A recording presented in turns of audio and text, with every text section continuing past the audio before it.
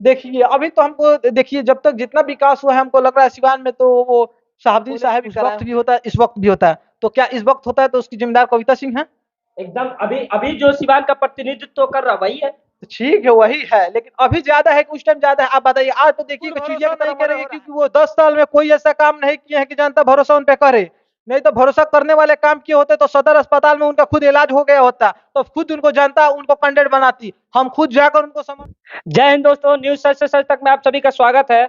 और अभी हमारे साथ सिवान का एक चर्चित चेहरा मोहम्मद शहाबुद्दीन साहब के गांव का एक युवा हमारे साथ बैठे हैं, मोहम्मद ताबिज।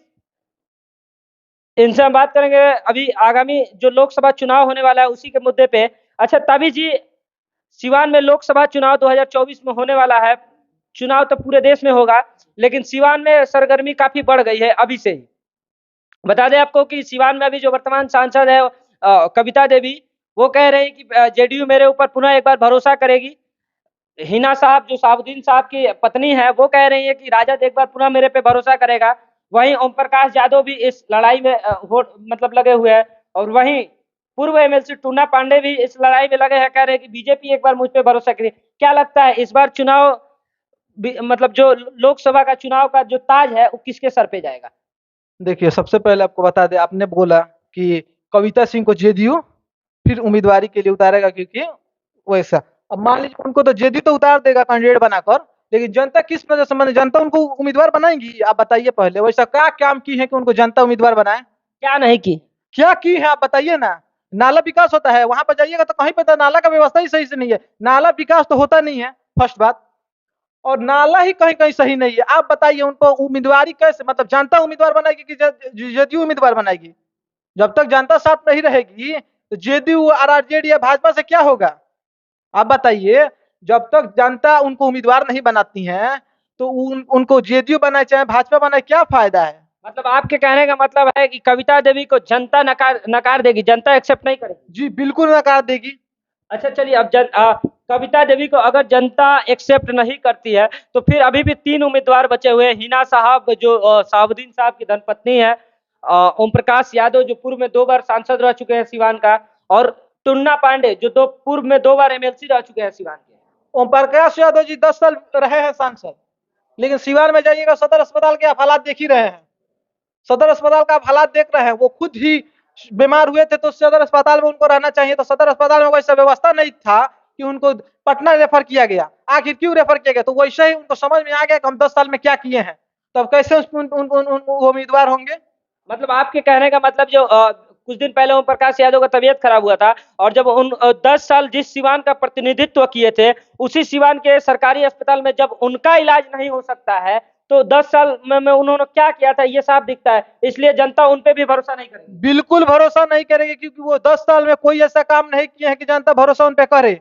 नहीं तो भरोसा करने वाले काम किए होते तो सदर अस्पताल में उनका खुद इलाज हो गया होता, तो खुद उनको जनता उनको कैंडिडेट बनाती, हम खुद जाकर उनको समर्थन करते। वैसा काम कर दे, हम खुद कविता सिंह को जाकर समर्थन करने के लिए हम तैयार हैं।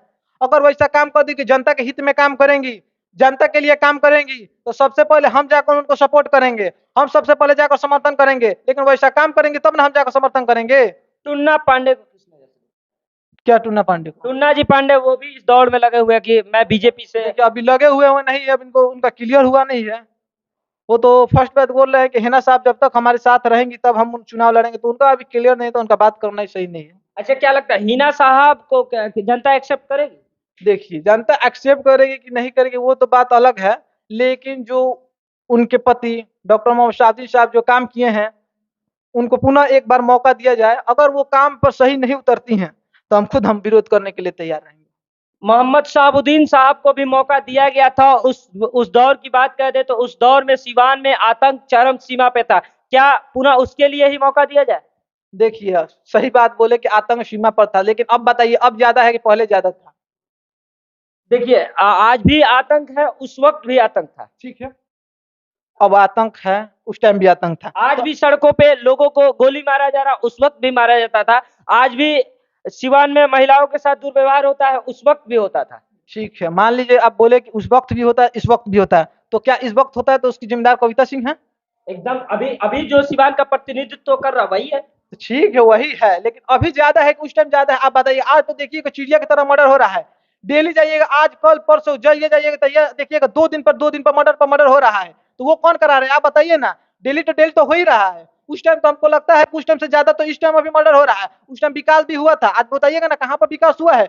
उस टाइम हम बोल रहे हैं कि सही बात है, और उस टाइम गलत हुआ था तो उसमें सही बात है कि प्रतिनिधि ये है, ये है, उसमें उस पे ये होना चाहिए। लेकिन अभी भी हो रहा है, उस टाइम भी हुआ था, लेकिन उस टाइम विकास हुआ था, आज ना विकास हुआ है। फिर से वही हालात है जो आप बोल रहे हैं कि मर्डर हो रहा है, मर्डर भी हो रहा है, विकास भी नहीं हुआ है। उस टाइम हुआ था तो हम सही बात है, हम आपकी बात से हम सहमत थे। उस टाइम हुआ था तो प्रतिनिधि भी जिम्मेदार है। उस टाइम उस कदर ये काम नहीं कि मान लीजिए कि वो मर्डर वर्डर कुछ ना हो। हम मानते हैं ये बात के, लेकिन एक चीज तो सही था कि विकास हुआ था उस वक्त। एक गलत था, हम अभी भी मान रहे हैं कि वो बात गलत है कि हाँ मर्डर हुआ था, जनप्रतिनिधि जिम्मेदार है।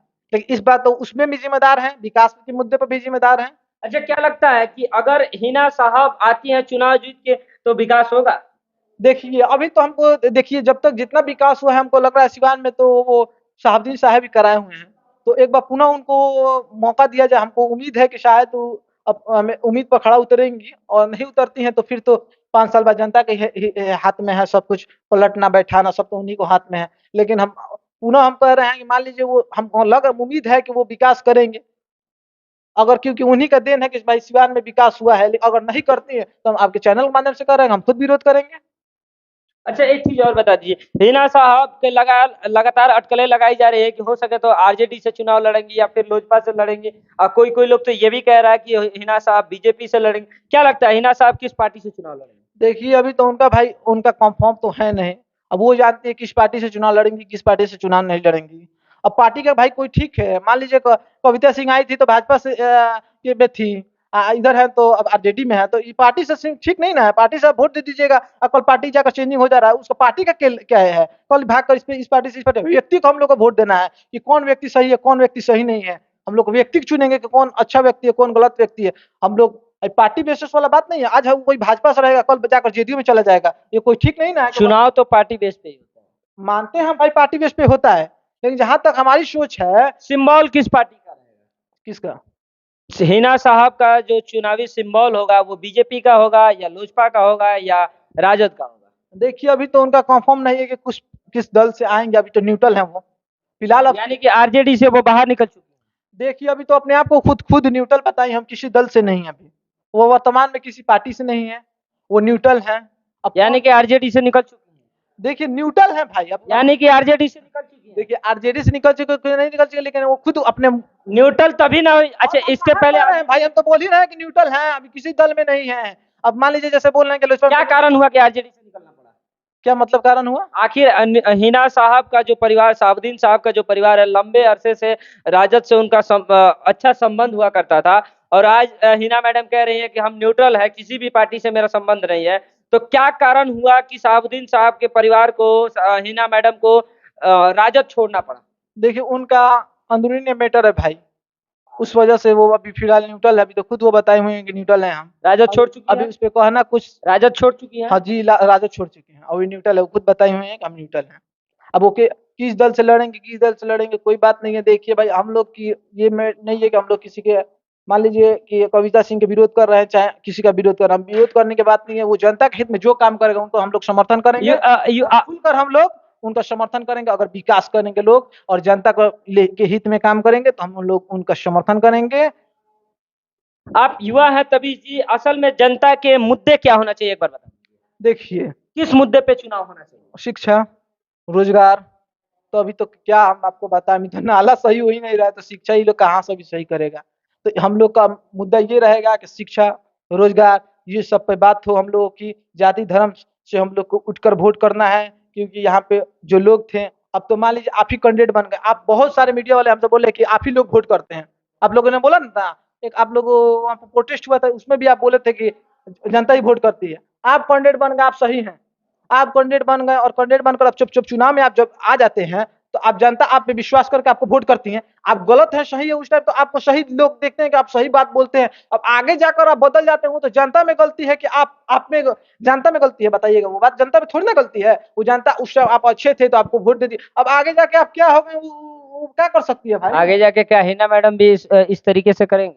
ना देखिए भाई, ये बिल्कुल नहीं करेंगे। क्योंकि आप मीना मैडम के समर्थक है, इसलिए आपसे ये देखिए सवाल फिर आप अभी बात हम बोले हैं कि हम ना किसी का समर्थन करते हैं ना मैं किसी का विरोध करता है। जो अच्छे काम करते हैं उनका सपोर्ट करता हूँ, और जो जनता के हित में काम करते हैं उनका सपोर्ट करता हूँ।